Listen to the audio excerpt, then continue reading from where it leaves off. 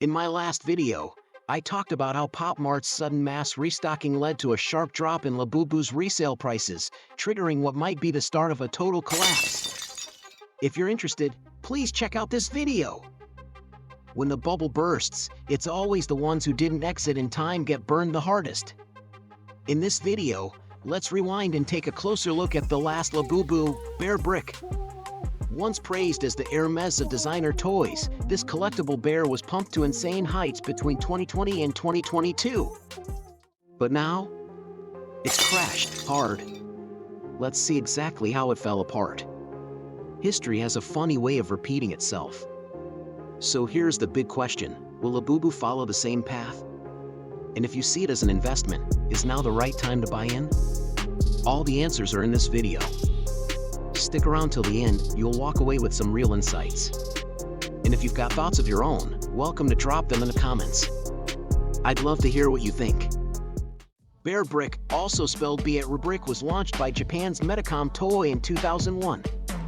Just like the brick in its name suggests, each Bearbrick is like a building block, customizable in size, material, patterns, and artwork.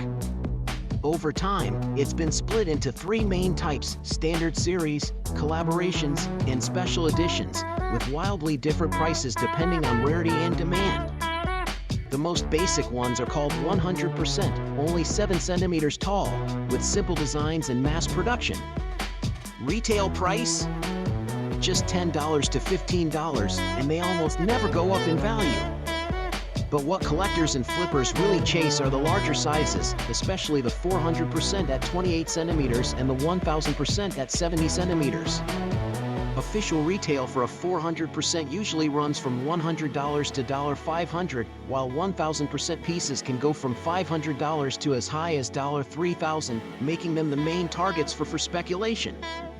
At its peak, the Bearbrick market went absolutely wild. Collabs with names like KAWS, Chanel, Disney, and Swarovski were once pushed to insane prices, not just double or triple retail, but sometimes 10 times more or higher. That was really Bearbrick's golden era, but it also set the stage for the bubble that would eventually burst. Starting in 2023, things took a sharp turn. After the hit from COVID and under the shadow of a looming recession, demand for art and collectibles dropped fast. At the same time, Bearbrick speculators, almost like on cue, began offloading their stock. Prices of once hyped models started spiraling down, and just kept falling since. According to data from resale platform StockX, the Bearbrick Eric Hayes 1000% dropped from $1,589 in January 2023 to just $456 now, a 70% plunge. Even worse, the Jimmy Choo X Eric Hayes 1000% collab tanked over 80%, falling from $2,104 in December 2021 to $400 now.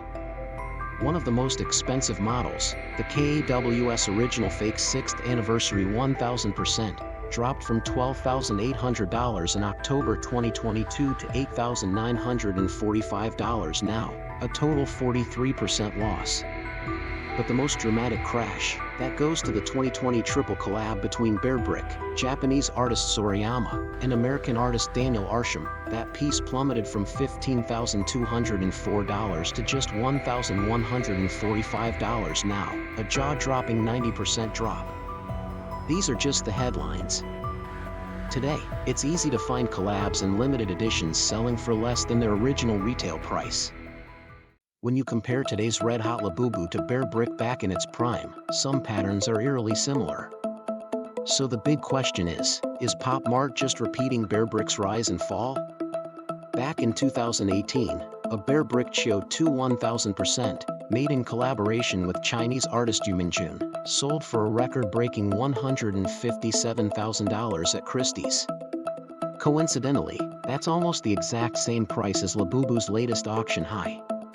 And just like LABUBU is now flaunted by Lisa, Rihanna, and Dua Lipa, Bearbrick once had its own A-list hype squad: Ben Baller, Pharrell Williams, Jonah Hill, and many more.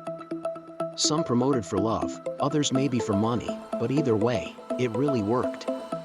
Additionally, both brands get hit with the same criticism: No real storytelling, no movies, no TV shows, no universe building, unlike Disney. Just like wave after wave of pure hype marketing. But the real engine behind both brands is this: artificial scarcity. LABUBU uses blind boxes and randomized drops, with ultra-rare hidden figures showing up only once in every 144 tries. Bearbrick does the same, just in a different frame. They limit high-end collabs and hype up designs as impossible to remake. Take the Karamoka series, for example, made from real wood, so no two ever look the same. Just like they say, no leaf grows the same. And collectors? They're hooked on that claim. Once fans buy into that idea of uniqueness, they don't just collect, they commit.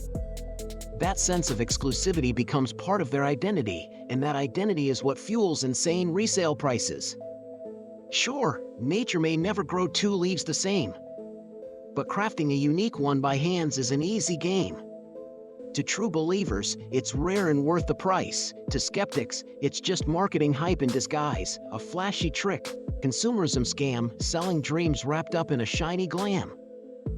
This kind of artificial scarcity can flip in a flash. All it takes is one corporate move to crash. On June 18, 2025, Pop Mart restocked in bulk, and LABUBU's resale prices instantly took a huge dunk. The truth is, in the world of mass production, upping supply is a quick, easy function. Whether it's Bearbrick or LABUBU in the game, restocking is simple, and the logic is the same. On the other hand, Pop Mart and Bearbrick aren't identical twins. There are some key differences, and they could make Pop Mart the one that actually wins. First off, in the business model, Pop Mart runs the full show, from design to production to sales, all in-house, fully in control. Bearbrick, however, is made by Medicom Toy and then handed off to licensed retailers and resellers. That means less control over how it gets sold.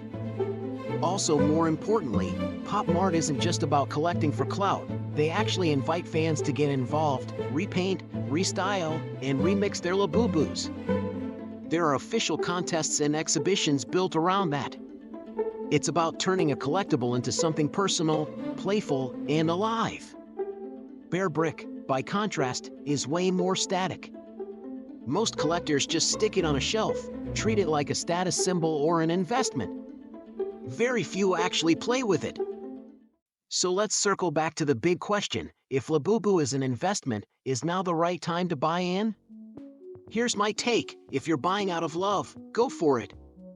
But if you're just a regular buyer hoping to flip for profit, beware, that's a risky bet. Because the scarcity Pop Mart builds can vanish overnight, and there's always a newer, shinier toy stealing the spotlight. As a speculator, you never know if you can cash out before the tide rolls back.